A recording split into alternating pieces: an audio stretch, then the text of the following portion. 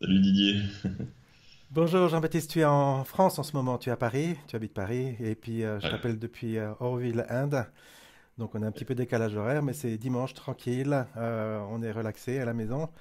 Et j'avais envie de te parler, Jean-Baptiste, à propos de tes découvertes dans ce domaine qui me passionne et qui te passionne aussi, qui est ouais, cette exploration que j'appelle non-duel, mais bon, c'est juste, on verra que c'est juste un nom, mais c'est une exploration, ça c'est sûr. Et c'est intéressant parce qu'on s'est parlé depuis plus d'un an en fait, régulièrement sur ouais, Skype. Et ce qui s'est passé, c'est qu'il y a eu plein de découvertes de choses ensemble qui sont apparues et de formulations aussi qui ont été très différentes de la plupart des formulations. Et ben, je voulais juste que tu témoignes ben, aujourd'hui un petit peu par rapport à ça, ton angle de vue, ton vocabulaire, qu'est-ce qui te fait exprimer ça de manière un peu différente. ouais. Alors, tu veux par où commencer là? Tu veux qu'on fasse un petit Ben point d'abord juste pour savoir un petit peu le contexte, en cours, euh, c'est quoi ton profil, ton activité, qu'est-ce qui te fait tiquer dans la vie? Dans la vie, je suis, on va dire, homme de théâtre. Ok? C'est-à-dire que j'ai toujours fait du théâtre et j'écris et je représente mes pièces, je fais des spectacles justement qui tournent autour un peu de ce dont on parle, donc de la poésie, du pressentiment de l'absolu, d'autre chose. Et j'ai toujours eu ce pressentiment en fait depuis. Ça, on peut dire que ça s'est vraiment déclaré à l'adolescence. Ok?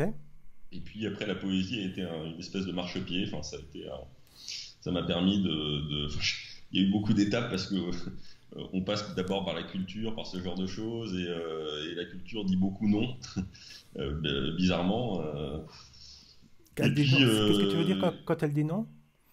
ce que je veux dire, c'est que sur ce dont on parle, c'est quand même l'angle mort de notre culture. Oui.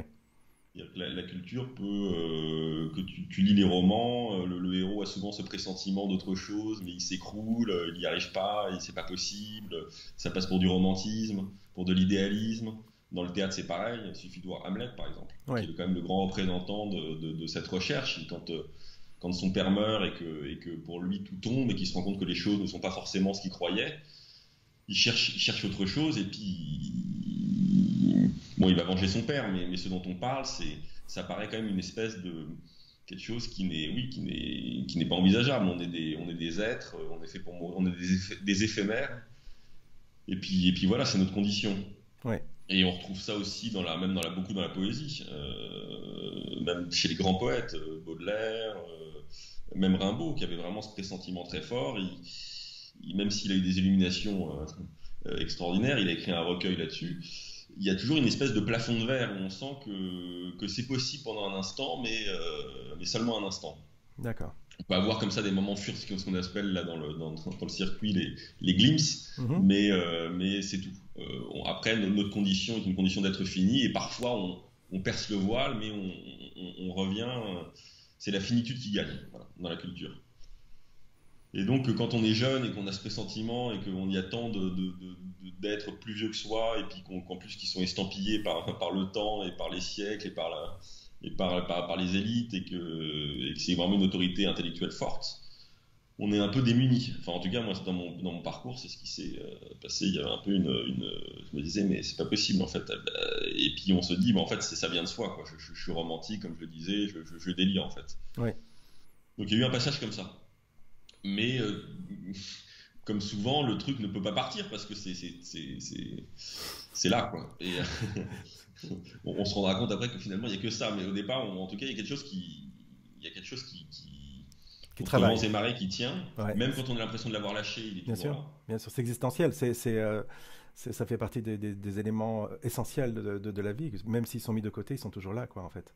Ouais, c'est indélébile. Ouais. Donc, voilà, ça a continué, ça a continué. Et puis, je raconte en fait finalement un peu, je vais directement aller un peu à ce qui m'a amené à tout ça. C'est que j'étais dans une tournée avec un. Et on faisait une tournée en Suisse en 2015, Hamlet. Et je rencontre un type qui est dans un troupe, qui est devenu d'ailleurs qui a un bon ami maintenant, et qui me parle de ça. Moi, je n'avais jamais eu entendu de la non-dualité, je ne connaissais pas. Et donc comme ça qui me contredit un peu parce que pour moi c'était même s'il y avait le pressentiment, il y avait quelque chose qui était j'étais allé dans tous les sens dans la culture puis j'avais vu que c'est bon. Lui il me dit si bon et on parle de ça, il me recommande un document sur la conscience un peu avec le temps maintenant bon un peu pas grossier bon mais en tout cas qui commence à pointer ça. Et alors là, il y a une espèce de qui te dit que bon voilà, tu n'es pas ton corps, enfin tu regardes, tu vois ta main, donc tu es conscient de ta main, tu l'aperçois, c'est du perçu, enfin qui commence à rentrer dans tout ce c'était assez nouveau pour moi et assez magique parce qu'on comprend rationnellement que finalement c'est pas ça, on n'est pas il y a un décollage qui se crée et bon, il y a comme ça quelque chose d'assez étonnant. Et après, donc ça c'était le premier truc, j'avais l'impression vraiment d'être sous extasie pendant une semaine. Enfin, c'était complètement, je découvrais vraiment un nouveau monde et surtout ce pressentiment, ça me disait en fait, oui c'est possible. Je voyais qu'en fait, ok, il y avait une possibilité et que ne disait pas en tout cas la culture, même la grande culture telle qu'on l'a. Après coup, j'ai vu dans la métapoésie, comme tu dis, qu'en fait il y a aussi, mais c'est plus caché. Bien sûr. Et donc, et puis c'est après ce type-là, enfin cet ami maintenant, m'a offert à peu près dans le même temps un livre de Éric Barret Oui, qui s'appelle De l'abandon. Et là, ça a été fabuleux. d'accord.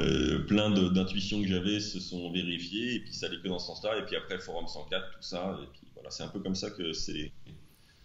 Et puis après, j'ai fait ta connaissance un peu plus tard. On a échangé. Tu m'as donné beaucoup de temps. Je te remercie. Et puis les choses se sont débroussaillées. Voilà.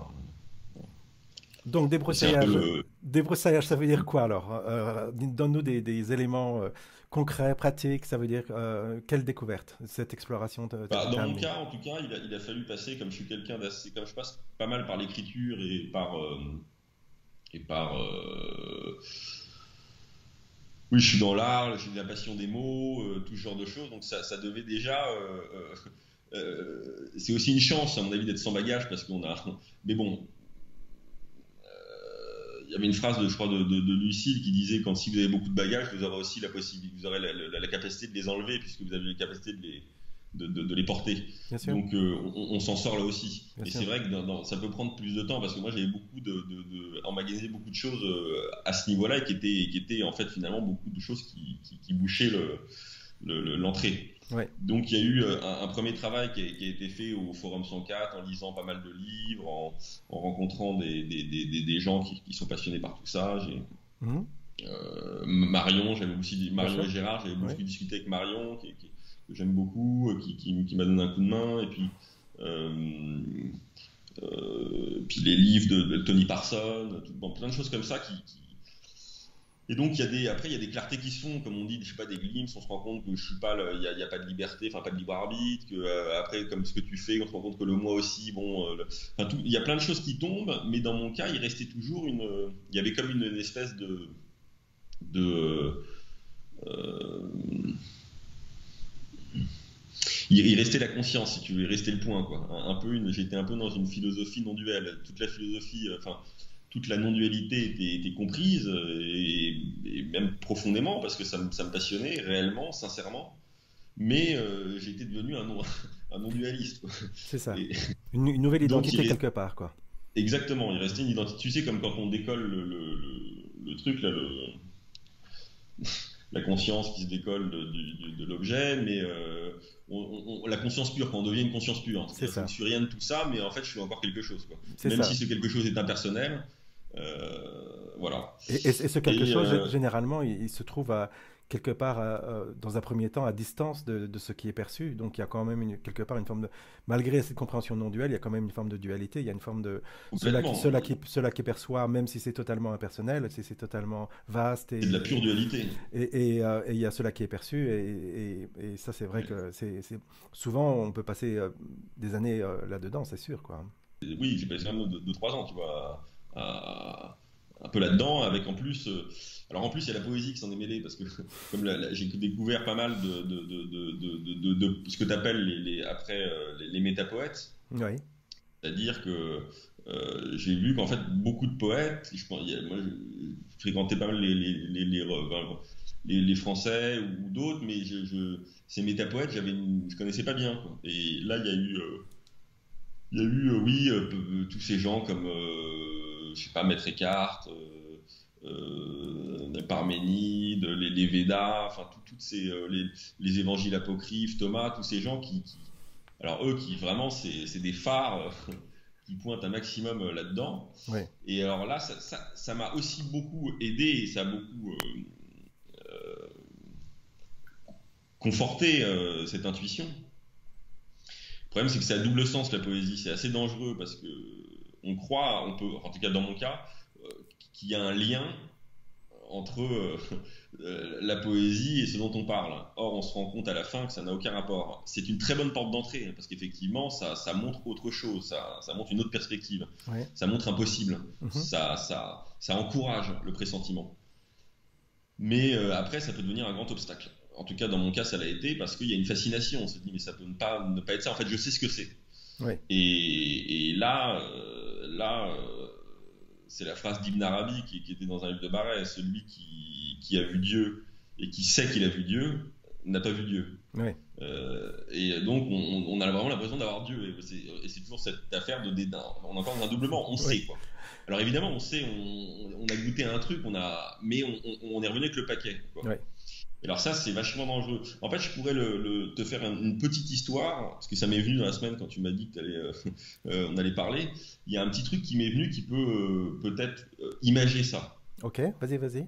Je tente le coup. Je te dis pas que... Donc c'est comme tu pars de la vallée. Tu pars de la vallée parce que la vallée, c'est le temps économique, c'est le commerce. Enfin, il n'y a pas du tout ce que tu pressens, ça n'y répond pas. Voilà. Donc tu quittes la vallée, puis tu commences à monter. Tu vois qu'il y a une montagne et tu te dis, c'est là-haut, les neiges éternelles, je monte. Donc tu montes et puis tu commences à trouver, je sais pas, en bas de montagne, bas milieu de montagne, des gens où tu ressens plus le parfum de ce pressentiment. Ça peut être des espèces d'aventuriers, des chevaliers, des gens qui sont un peu sortis de la vallée, quoi. Ouais. Et il y a un parfum comme ça que tu sens. Mais t'as beau trouver ça très beau, il y a du panache, tout ça, t'es pas rassasié. Donc tu continues la montagne, et puis là t'arrives, tu vois des femmes fabuleuses, des espèces de fées, tout ça. Donc tu les fréquentes, puis c'est un parfum qui est encore plus fin. Donc c'est l'amour, c'est la séduction, c'est l'ouverture, et donc c'est un autre voyage, mais c'est comme, je sais pas, Calypso avec Ulysse, et donc t'es comme ça, t'es séduit. Le parfum est plus fin, mais quelque chose manque toujours. Donc tu continues ton périple, et puis tu arrives en haut du sommet, et là il y a des sages, c'est fabuleux, et là le parfum c'est vraiment le parfum total, quoi. C'est un parfum qui n'a même plus d'objet, c'est un parfum sans objet, et tu te dis c'est ça. C'est un peu ça la poésie. Donc tu te dis j'ai trouvé l'absolu, et tu veux descendre la vallée pour dire à tout le monde, mais regardez, et à partir du moment où tu veux descendre, où tu penses que tu as le truc, en fait tu l'as pas eu. Ben non. Et c'est là le danger de la poésie, c'est qu'il y a quelque chose de sans objet, cette non-dualité. Donc tu te dis c'est ça au moment où tu l'as vraiment vu, et non c'est pas ça. Et il y a une espèce de deuil, alors, dans mon parcours ça a été capital, une espèce de deuil de l'infini à faire. Au moment où on a l'infini, il faut faire le deuil de l'infini. Voir que ça non plus, c'est toujours le revers de la même impasse. Bien sûr, bien sûr. Je suis parti du fini, donc à un moment forcément je vais trouver l'infini. Je vais trouver Et quand on comprend qu'en fait c'est deux choses, bah là il y a un moment il n'y a plus rien à dire, quoi. Quand on voit que même cet infini c'est pas ça, là c'est fini. Et le miracle, pourrait-on dire, même si c'est une histoire, c'est que quand cet infini quand on fait le deuil de cet infini, eh bien tout l'infini revient. Et là on se rend compte que tous ceux qu'on a croisés étaient déjà l'infini. Les femmes, les chevaliers et même la vallée. Il n'y a qu'infini. Magique, c'est le grand paradoxe, quoi. Très chouette ton histoire, super. Non, très très chouette. Ça donne bien la perspective. Et je me rappelle quand on était en discussion par rapport à des élans poétiques que tu avais, des fulgurances en fait, et je te voyais perché là. Et c'est vrai que j'ai senti que c'était difficile pour toi parce que tu disais mais c'est ça quoi en fait. Je dis oui c'est ça, mais pour le moment c'est cette expression là, et tu étais vraiment hypnotisé par l'expression elle-même quoi en fait, tu vois. Exactement, ouais, complètement. C'est ce que tu me disais c'est le menu. Voilà. C'est la porte d'entrée. Très bonne porte d'entrée. Et ça, bien sûr, mais il y a oui, en tout cas, dans mon cas, il y a une espèce d'amalgame entre ça charrie un tel parfum qu'on se dit c'est ça, mais en Ouais, fait ouais. ça n'a rien à voir. Ben non. Ça n'a rien à voir. C'est pas le, c'est un très bon outil, comme il y a comme d'autres peuvent y rentrer par, comme tu disais, par Ramana Maharshi ou par, je sais rien, ou d'ailleurs par plein d'autres choses, Ouais, par les arts martiaux, par, il y ouais. a des voies, les voies sont multiples, ou par la musique, ou un deuil comme Hamlet, c'est son père Bien qui sûr. meurt, et d'un côté le royaume, il comprend plus. Ouais, Pour ouais, lui, ouais. plus rien ne colle à rien, et ça peut être une porte d'entrée. Bien sûr. Donc, moi, effectivement, ça a été ça, parce que il y avait un amour de ça, mais il y avait un tel amour de ça que voilà. Ça peut être vicieux, la poésie, parce que je trouve que dans toute cette aventure, il y a un obstacle. Oui, c'est le crime. Le mot est fort, mais je le maintiens, même si bon, c'est pour jouer. Mais le crime est oui, de vraiment de dire qu'il y a un lien entre quoi que ce soit et ça. Non, non, faut vraiment les voir comme des portes d'entrée. C'est très bien. Mm. Effectivement, c'est plus simple d'ouvrir, enfin en tout cas à mon sens, d'ouvrir ce chemin par la poésie ou par une démarche non duel ou d'être accompagné, parce que voilà, ça va simplifier que d'aller voir effectivement, je sais pas, un match de foot. Ouais, A priori, il va pas se passer grand chose. Mais après, effectivement, comme tu le disais, comme tu me disais souvent, faut jeter la seconde épine. voilà. Il faut vraiment se rendre compte. En fait, on découvre, en tout cas, encore une fois, je parle vraiment que de mon point de vue, mais on découvre un monde avec ses affaires de non-dualité, de poésie, quand c'est vraiment bien vu, qui est tellement inhabituel, qui est tellement merveilleux, qui est tellement. Enfin, c'est vraiment l'autre face du décor, Bien quoi. sûr, bien On sûr. peut vite se dire, mais C'est divin. il y a une fascination, quoi. C'est divin. Ouais. Et ce dont on parle, c'est au-delà du divin, du non divin. Exactement. Et donc alors raconte-moi dans la vie de, bah, je sais pas, j'aime pas trop l'expression la vie de tous les jours, mais Jean-Baptiste, maintenant, dans cette découverte-là, comment tu pourrais donner un petit peu le parfum aux auditeurs pour essayer de partager un petit peu la différence, si différence il y a avant, après, quoi, en fait. Qu'est-ce que je pourrais. Ce qui est sûr, c'est que par exemple, les questions, les grandes questions qui me travaillaient métaphysiques, ça a plus lieu d'être. C'est-à-dire, même D'accord. quand je regarde. J'étais à un moment, je me disais, il y a vraiment un truc à trouver, même quand je regardais tu sais, les scientifiques qui cherchent la matière, le temps, l'origine de l'univers. Il y a un grand truc métaphysique là-dessus en science. Bien sûr. Les mecs cherchent quoi, les Hmm. supercordes. Donc c'est comme la culture de tout à l'heure. T'es Ouais. hyper impressionné. Tu te dis le mec, il est PhD, il est dans la supercorde, il parle de quelque chose. Bon, maintenant je les regarde, je suis mort de rire en fait. Hmm. Je sais que le mec ne parle qu'à lui-même. Ce qui peut être une fois de plus très beau. Si je dis pas de jeter la culture, ça a Ouais, toute ouais. sa place. Bien sûr. Mais dans le truc on va trouver l'origine du monde, il y a bon c'est agréable qu'il y ait plus ce Ce caillou dans la chaussure. ouais, c'était exactement ce truc qui peut avoir lieu dans mille choses. Bien sûr. D'être impressionné, je peux être impressionné toujours, bien sûr, plein de choses peuvent m'impressionner, mais il y a pas ça, quoi. Enfin, il y a cette dimension, il y a comme une dimension qui tombe à ce Bien niveau-là. sûr. Bien sûr. Bien sûr. Euh, donc dans mon cas en tout cas c'est cool parce que j'ai un petit côté métaphysicien, j'aimais bien trouver je me disais toujours il y a quelque chose quoi. Et bon tu dis toujours il y a quelque chose derrière Hmm. derrière l'apparence quoi. Hmm. Bon enfin, alors que non le masque est la réalité et bon voilà et même ça c'est déjà trop bon. Et qu'est-ce que je peux dire d'autre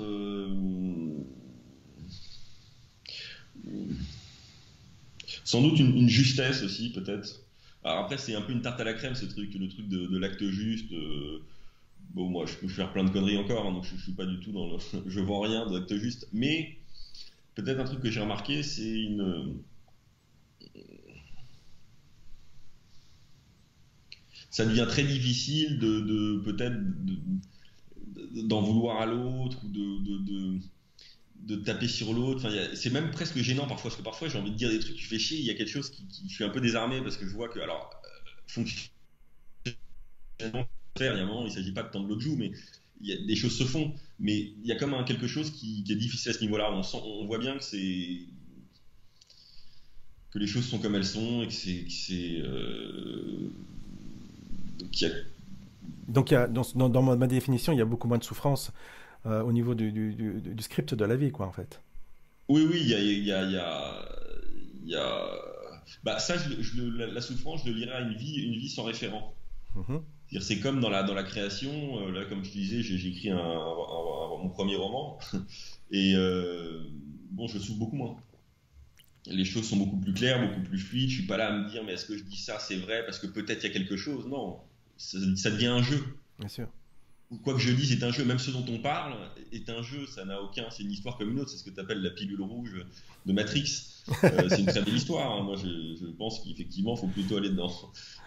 Mais bon, dès que je dis que c'est ça, c'est plus ça. Donc en fait, à partir de ce moment-là, il y a un grand jeu qui s'installe, et ça effectivement, ça détend beaucoup de Bien choses, sûr, parce bien que sûr, la souffrance, c'est le savoir, bien finalement. sûr, bien sûr. Donc voilà. Après, peut-être des choses. C'est ce que disait Franck Thérault, que tu connais, qui est Bien un sûr. ami. C'est ce qu'il disait. Il dit, j'ai des pans de maison qui tombent, euh, qui se cassent la gueule au fil des années. Donc, je pourrais peut-être t'en dire plus plus tard. Pour l'instant, c'est ça D'accord.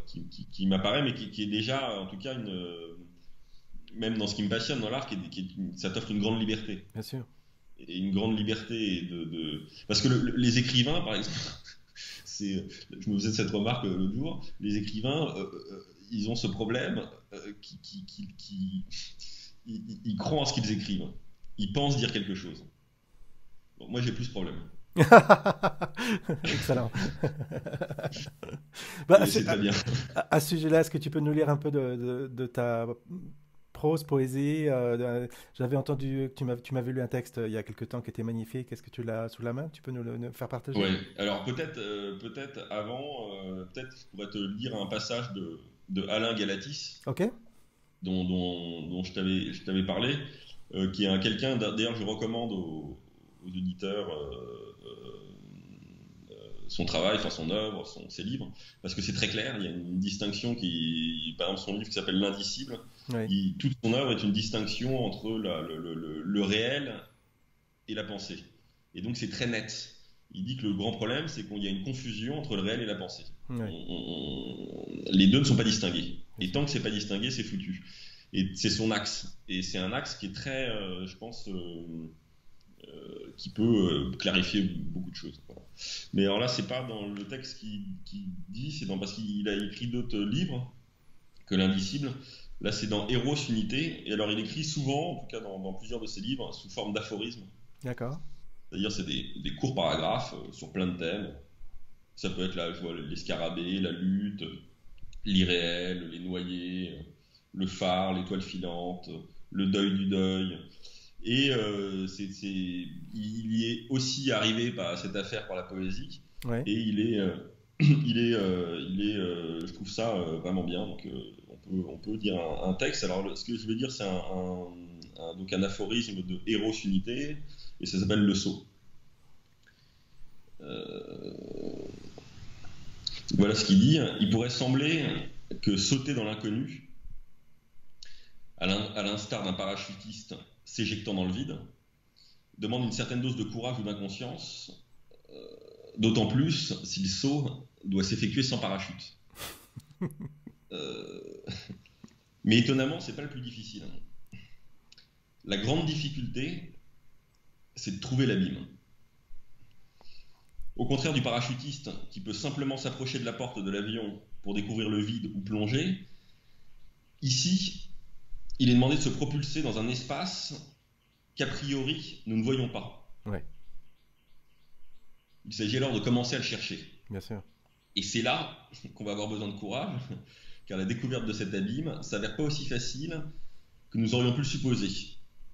Nous comprenons ou pressentons qu'il doit y avoir un grand vide dans lequel nous pourrions tenter de nous jeter, mais où est-il? Hmm. On le discerne nulle part. Aucune interstice dans le parquet sous nos pieds, aucune faille dans laquelle tenter de nous insérer. Tout semble clos, délimité. D'abattre les murs. C'est maintenant que nous avons besoin de patience et de persévérance. Nous ne devons pas renoncer, même si cette tâche nous paraît vaine, même si nous croyons que nous ne parviendrons jamais à ce lieu caché. Alors, quand enfin nous découvrons l'abîme, nous comprenons que nous avons déjà plongé. Ah, magnifique. Trouver le vide, c'est accomplir le saut. Ouais. Il y aurait donc comme une forme de protection. Tant que nous ne sommes pas prêts pour sauter, nous ne voyons pas où nous pourrions nous élancer. Il s'agit alors de creuser, creuser, creuser avant de découvrir le précipice sous nos pieds. Et ce travail de pelle et de pioche est la préparation du saut. Nous avons dû déblayer des tombereaux de terre avant de voir le vide et avant de percevoir que nous pouvons nous tenir dans le vide. Car cette terre que nous creusions était nous-mêmes. Ainsi, nous nous sommes allégés au point extrême de devenir l'abîme. Maintenant, nous voyons le parquet et simultanément, nous voyons l'abîme. Et nous pouvons déambuler dans la pièce comme nous pouvons marcher dans l'abîme. Voilà, Magnifique. alors ça, c'est Magnifique. beau, hein, ouais, C'est du lourd. T'as raison. Ouais, ouais, c'est très chouette. Il y a le texte que tu avais lu aussi Et alors le texte, pour la dernière fois voilà, quand on le texte s'était. que je t'avais dit, effectivement, bah, c'est pareil, c'est sur, sur cette affaire, donc Donc c'est quelque chose, folle. juste avant, Ouais. c'est quelque chose qui est la fin d'un long texte que tu as écrit, une pièce de théâtre, c'est Voilà, ça? mais là, il n'y a même pas besoin pour les auditeurs, parce que j'ai coupé les passages qui seraient reliés à... C'est D'accord, effectivement la fin d'un spectacle d'accord. que j'ai écrit pendant sur Rimbaud, justement, Ouais, pour parachever son pressentiment, en tout cas. d'accord. Enfin, j'ai imaginé un spectacle. Et bon, avec le Covid, tout ça, pour l'instant, il dort, donc je suis sur d'autres projets. Mhm. Mais effectivement, il m'est arrivé de le lire quelques fois et ça, en tout cas, ceux qui sont concernés par ce dont on parle, ça leur parle. Bien sûr, Et donc, c'est la fin, c'est les 4 dernières pages du poème de fin. d'accord. Mais j'ai coupé pour. Il n'y a pas de référence, voilà. Il y a juste à. Alors, folle, hein, cette révélation de voir qu'il n'y a rien à faire, qu'on est déjà à la plénitude elle-même, qu'il n'y a que ça, et que c'est justement en voulant la saisir qu'elle disparaît. Oui, mais justement trop folle, trop simple, trop gratuite, et surtout trop libre pour nos corps solides et méritants, pour notre vieille raison superstitieuse, terrorisée par la liberté. Pourtant, elle est là, la liberté, partout, elle constitue tout, elle est l'étoffe du monde. Mais nous ne voulons pas la voir, sinon ce serait disparaître. C'est elle ou nous. Et nous nous sommes toujours préférés à la vie, à tout d'ailleurs, pour être là, pour qu'on nous regarde. Nous ne pouvons vivre que devant un miroir, sinon où irions-nous? Que ferions-nous? Que dirions-nous? Pourquoi monterions-nous l'échelle du devenir dont nous savons depuis toujours qu'elle va nulle part? Et même si l'expérience nous a montré 100 fois la grâce pleine de néant de nos achèvements, même si nos rêves les plus profonds n'ont fait que creuser encore plus profondément le gouffre qu'ils étaient censés remplir, même si plus de puissance ne signifiera jamais plus de vie, nous voulons continuer à monter notre échelle imaginaire, perpétuer l'histoire de notre histoire, la légende de notre déchirure, ce creux fictif entre nous et le ciel. Nous sommes les anges déchus volontaires.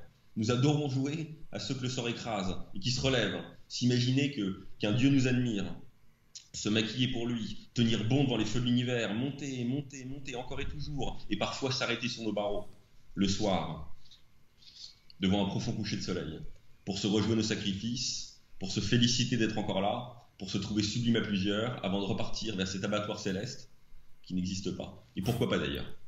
Ce serait tomber dans la magie noire du langage que de penser qu'il y a mieux à faire. Seulement, c'est pas nécessaire. Vous vouliez un message? En fait, il n'y a pas, il n'y a jamais eu, et il n'y aura jamais de miroir.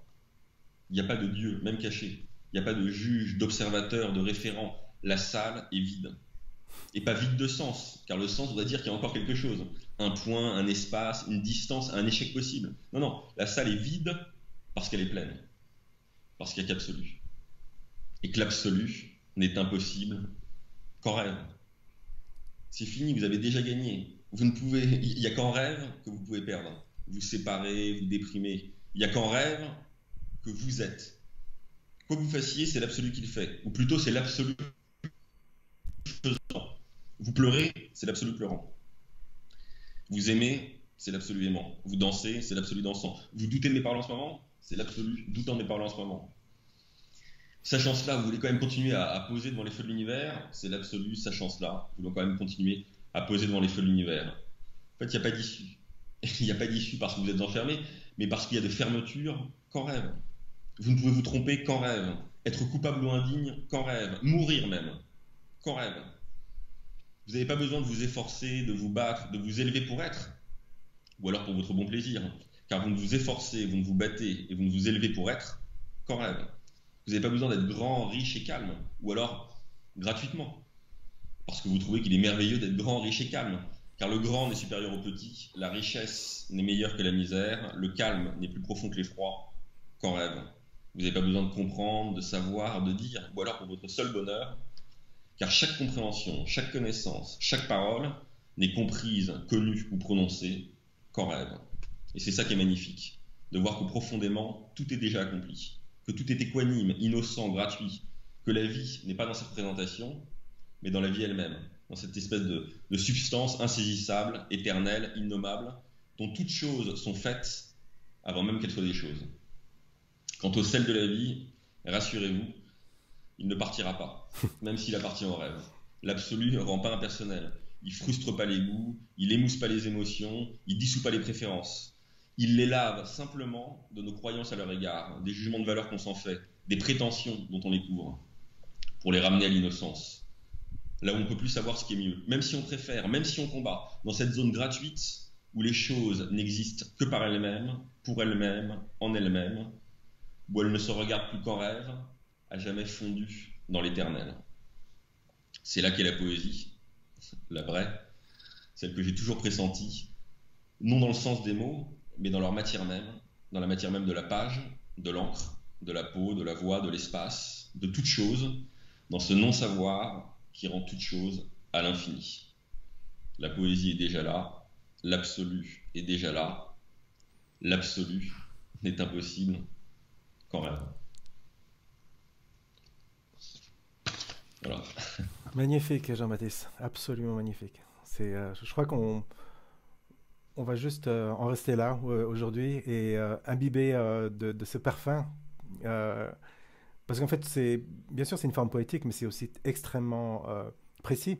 C'est pas juste vague et tous tes mots sont une puissance, une précision, une vie en fait.